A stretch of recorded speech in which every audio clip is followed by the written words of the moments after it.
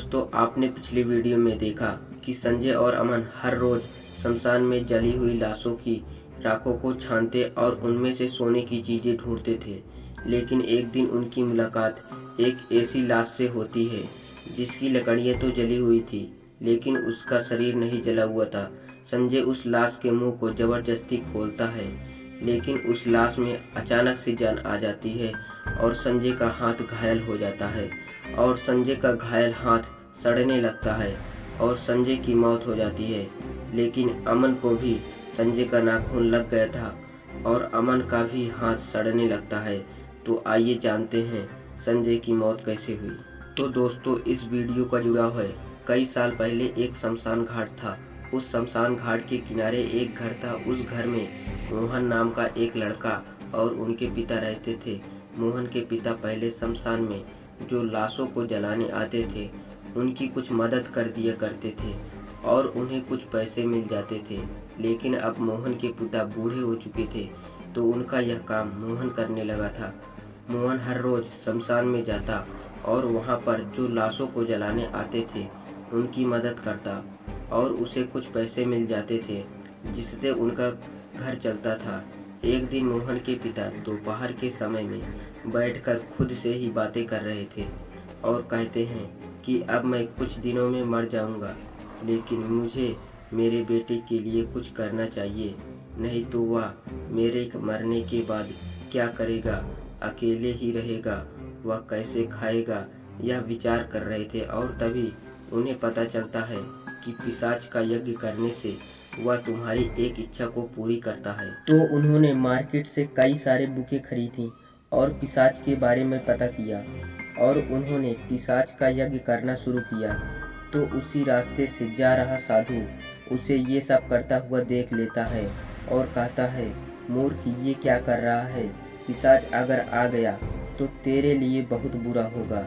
लेकिन मोहन के पिता उस साधु की बात को नहीं मानते और कहते हैं कि मैंने अब एक बार यज्ञ शुरू कर दिया है तो पिशाच के बुलाए बिना नहीं मानूंगा।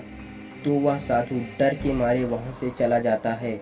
अब उन्हें यज्ञ करते हुए लगभग 8 दिन हो चुके थे और 8 दिनों के बाद पिशाच उनके सामने प्रकट हुआ। तो मोहन के पिता कहते हैं कि मैंने ही तुम्हें बुलाया है, तुम मेरी कोई एक इच्छा पूरी करो। तो पिशाच गुस्से से कहता है, तुम यहाँ से चले जाओ, नहीं तो बहुत बुरा होगा, तुम्हें मैं मार डालूंगा। तब मोहन के पिता अपने खून को एक कटोरी में पिशाच को देते हैं। पिशाच खून को देखकर पागल हो जाता है और तुरंत खून को पीने लगता है और मोहन के पिता के वश में हो जाता है।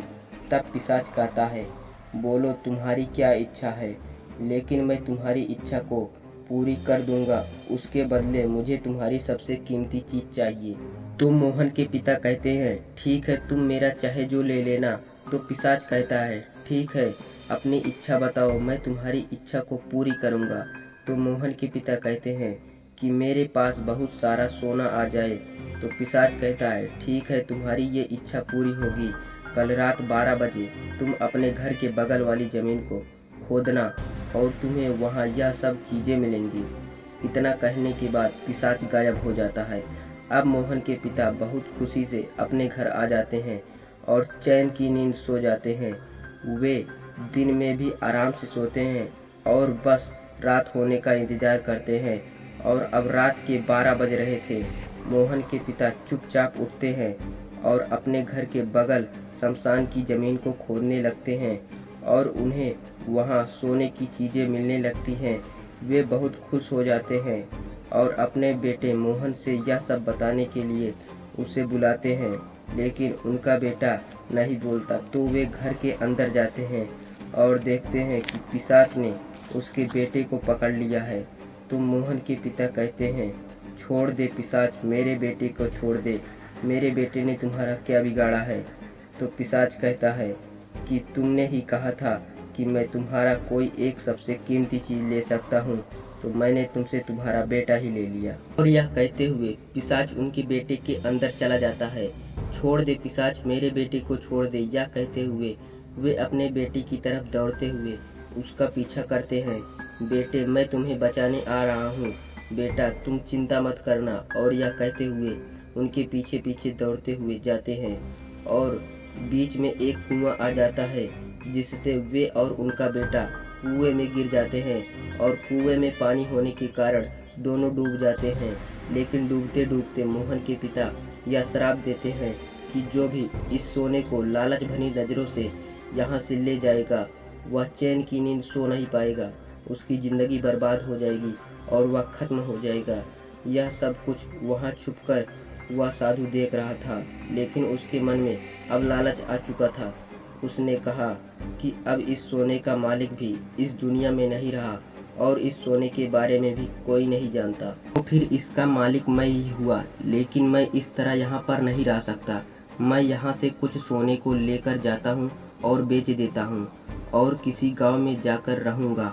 और वह साधु अपने वेशभूषा को भी बदल लेता है, अपना नाम भी बदल लेता है। अब उसका नाम हरिराम था। वह दूसरे गांव में जाकर जमींदार हो गया और ऐसे से ज़िंदगी जीने लगा। उसके पास अब सब कुछ था। उसे अब जमींदार बने हुए 1 साल हो चुके थे और मोहन के पिता को मरे हुए भी 1 साल हो चुके थे।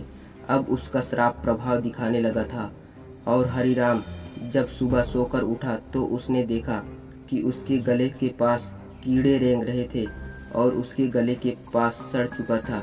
अब धीरे धीरे उसका पूरा शरीर सड़ चुका था। अब उसे घर से बाहर निकलना भी मुश्किल हो गया था। वह ना किसी को घर में आने देता था और ना ही घर से बाहर जाता था। लेकिन उसका यह दर्द उससे सहा नहीं जा रहा था और वह एक दिन चिल्लाता हुआ अपना दम तोड़ दिया। उसके जितने भी नौकर थे वे उसकी चीख को सुनकर घर के अंदर आ गए। वे अपने मालिक को भी नहीं पहचान पा रहे थे और तो और उन्हें अपने मालिक को देखकर बहुत ज़्यादा डर लग रहा था।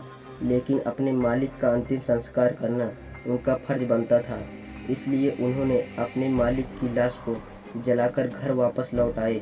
हरिराम की लाश की लकड़ियाँ तो जल गई लेकिन उसका शरीर नहीं जला। और उसी रात संजय और अमन हरिराम के मुख को खोलने लगे, जिससे कि उसका श्रापित शरीर लालच की वजह से संजय की मौत हो गई।